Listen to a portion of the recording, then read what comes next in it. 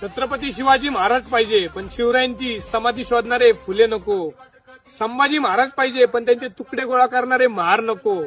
शाहू महाराजांचं आरक्षण पाहिजे पण ते कायद्याच्या चौकटीत बसवणारे बाबासाहेब नको.